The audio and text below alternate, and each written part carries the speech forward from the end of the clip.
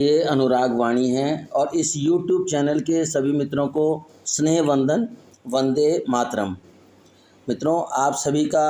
हृदय से सम्मान करना चाहता हूँ, करता हूँ, क्योंकि इतने थोड़े समय में ही जिस तरह से वीडियो के व्यूअर्स, लाइक और सब्सक्राइबर्स बढ़े हैं, ये मेरा हौसला बढ़ाने के लिए बहुत ही बड़ी एक संजीवनी का काम कर रही हैं और बहुत ताकत मिल रही है। और इसी हौसले के कारण,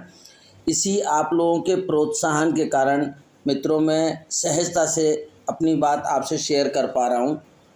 मित्रों, पिछली वीडियो का विषय था धर्म, हिंसा तथैव च,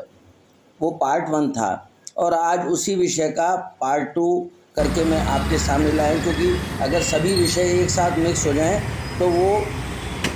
थोड़ा सा अच्छा नहीं लगता। तो इसमें मैं आपसे अनुरोध करता हूँ कि कृपया अपने धर्म के प्रति अपने जिम्मेदारी को समझें और जो इसके अंदर थोड़ी बहुत त्रुटियाँ, गलतियाँ हो रही हैं उनको सुधारें। जैसा कि आप देखेंगे कि वीडियो में जो आपको जो तस्वीरें अटैच करके हम दिखा रहे हैं, उसमें आप देखेंगे किस गंदे तरीके से हम अपनी देवी देवताओं का अपमान कर रहे हैं। आपने देखा कि तस्वीरों को सड़कों पर, पेड़ों के नीचे, कूड़े में, दीवारों पर, पोस्टरों में अपने प्रभु को फेंक देते हैं। पोस्टरों में उनकी तस्वीर लगा के चिपका देते हैं। जगह जगह बैनरों के अंदर भी उनकी तस्वीरों को लगा देते हैं और वो जब ख़राब हो जाती हैं या किसी सड़क पर बड़ी गाड़ी के जाने से वो पोस्टर, बैनर फट जाते हैं तो आधे लटके रहते हैं या सड़क पर गिर जाते हैं। इस तरीके का आपने देखा होगा। और इसके अलावा उनके चित्र को बहुत पहले से ही, आज नहीं, बहुत पहले से ही अपने बिजनेस का ही पार्ट बना लिया है। जैसे कि हवन सामग्री के ऊपर, धूप बत्ती, अगरबत्ती के पैकेटों के ऊपर, राम नाम और कृष्ण नाम, राधा नाम लिखे हुए दुपट्टों के ऊपर, टोपियों के ऊपर, झंडों के ऊपर, और अनेक जगह पर ऐसा देखते हैं जो कि गलत है, क्योंकि इन सभी का प्रयोग करने के बाद इनको भी कूड़े में, पैरों में फेंक दिया जाता है। मेरे विचार में और मेरा विश्वास है कि आपको भी ये चुभता तो ज़रूरी होगा और चुभना चाहिए भी। भगवान के चढ़ाए गए मालाओं को, फूलों को डस्टबिन, कूड़े के ढेर में फेंक दिया जाता है। मित्रों, अगर हम प्रशासन की ओर से ये उम्मीद करें कि वो इन सब बातों के लिए कोई कानून बनाएंगे या प्रतिबंध लगाएंगे तो ये बड़ा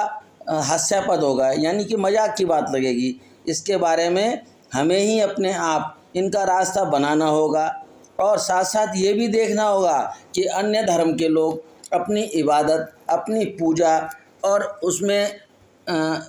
अपने देवी देवताओं का, अपने धर्म के महापुरुषों का किस प्रकार से आवाहन करते हैं और फिर अंत में किस तरीके से वो विसर्जन करते हैं।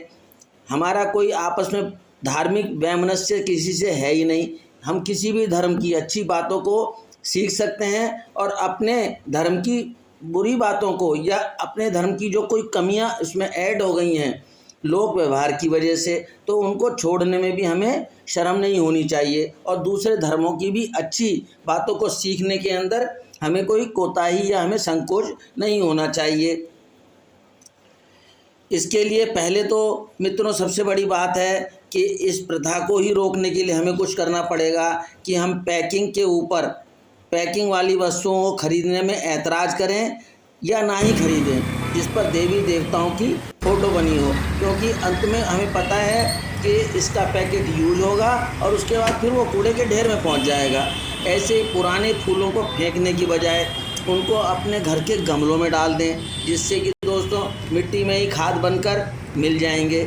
क्योंकि जो पूजा के उतरे हुए फूल होते हैं, ऐसा कहा जाता है, ऐसी बात है और ऐसी सत्य बात है कि वे बड़े ऊर्जावान फूल होते हैं, उनमें बड़ी ताकत होती है, इसलिए उनको भी आदर सहित उनका भी विसर्जन होना चाहिए। और ऐसे ही यदि कुछ हमारे धार्मिक ग्रंथों की पुस्तकें कट फिट जाती हैं, घर में रहने से पुरानी हो जाती हैं, या उनमें दीमक लग जाती है, या उनको चूहे काट जाते हैं, या इसके अलावा भगवान के जो पुराने कपड़े होते हैं वो पुराने हो जाते हैं, कपड़े के बने हुए झंडे जिन पर भगवान का चित्र होता है, या पुरानी तस्वीरें या पुरानी खंडित हुई मूर्तियाँ या कैलेंडर या ऐसा कुछ भी जिससे हमारी धार्मिक भावनाएं जुड़ी हों, उनको आप अपने घर में कृपया एक स्थान पर रख लें और समय निकालकर उनको किसी नदी के किनारे, किसी पार्क में, किसी खेत के किनारे या कोई अन्य पवित्र शुद्ध स्थान पर जाकर उनको मित्रों जमीन के अंदर गड्ढा खोदकर धरती में दबा दें, जिससे कुछ दिन के बाद वो स्वयं ही मिट्टी में विसर्जित हो जाएंगी। इसके अलावा आप देखते हो कि पुराने लकड़ी के मंदिर जो हम घर में प्रयोग में लाते हैं, खंडित होने पर या पुराने होने पर, कई बार हम सोचते हैं बहुत पुराना हो गया इसको बदल लें, और चुपचाप पुराने वाले मंदिर को सड़क के किनारे रख के चुपचाप भाग जाते हैं, चले जाते हैं। दोस्तों, अपने राष्ट्र, अपने धर्म की रक्षा, उनकी कुरीतियों को दूर करने के लिए हम सबको एक जुट प्रयास करना होगा, जिससे कि अन्य लोग इसका उपहास ना उड़ाएं, इसका मजाक ना उड़ाएं, और हम भी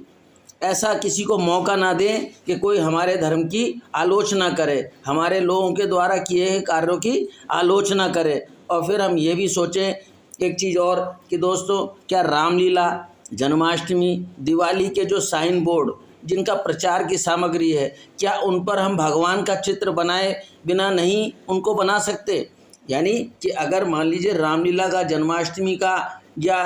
क्या नाम है, दिवाली का कोई पोस्टर हम बना रहे हैं, सड़क पर हम उसका प्रचार के लिए रामलीला के लगा रहे हैं, तो ज़रूरी नहीं कि हम उसके अंदर भगवान राम की फ़ोटो लगाएं, भगवान सीता राम जी की फ़ोटो लगाएं, या कृष्ण जन्माष्टमी के बैनर पर भगवान कृष्ण को ही, राधा रानी को ही उसमें बनाकर लगा दें। क्यों? क्योंकि जब कोई अन्य और ये भी देखें कि कोई अन्य भी अपनी धार्मिक मान्यता चिन्हों के साथ क्या ऐसे ही करते हैं? क्या अन्य लोग अपने धर्म का प्रचार करते हैं या उनके बारे में कोई सूचना देते हैं जन सामान्य को, तो क्या वो भी इसी प्रकार से अपनी धार्मिक मान्यता और चिन्हों को उस पर लगाते हैं, ऐसा करते हैं जैसा हम लोग करते हैं? बिल्कुल आपको ऐसा नहीं मिलेगा। इसके अलावा ये इको फ्रेंडली सामग्री का प्रयोग कर हम नदियों में, सड़कों पर बढ़ते हुए प्रदूषण और कचरे के लिए काफ़ी कुछ हद तक कमी करने में दोस्तों सहयोग कर सकते हैं। आने वाली पीढ़ियों के लिए एक स्वस्थ और व्यवस्थित पवित्र वातावरण व रास्ता हमारे को बनाना पड़ेगा। मुझे भरोसा है, मुझे विश्वास है कि आपको मेरा ये विचार, वीडियो और आग्रह भरा निवेदन अच्छा लगा होगा। आप भी मेरी इस मुहिम में सहयोग देंगे। आपका लाइक, आपका सब्सक्राइब या आगे अपने मित्रों को फॉरवर्ड करना मुझे एक प्रेरणा देगा। इसी उम्मीद के साथ दोस्तों, एक उर्दू का शेर है कि मंजिल मिले मिले ना मिले इसका गम नहीं है मुझे, मंजिल की जुस्तजू में मेरा कारवां तो है। इस प्रयास को इसी वजह से मैं आगे बढ़ा रहा हूँ कि लोग लाइक करेंगे तो भी ठीक है, नहीं करेंगे तो भी ठीक है, फॉरवर्ड करेंगे तो भी ठीक है, नहीं करेंगे तो भी ठीक है, लेकिन मुझे इस बात का गम नहीं रहेगा कि मैंने अपने कर्तव्य को पूरा करने में कहीं कोई कमी छोड़ी। तो इसलिए आपका दोस्तों, मित्रों आपका दिन शुभ हो, मंगलमय हो। नई वीडियो के साथ फिर आपसे मिलूँगा, तब तक आपका समय शुभ और मंगलमय हो। धन्यवाद।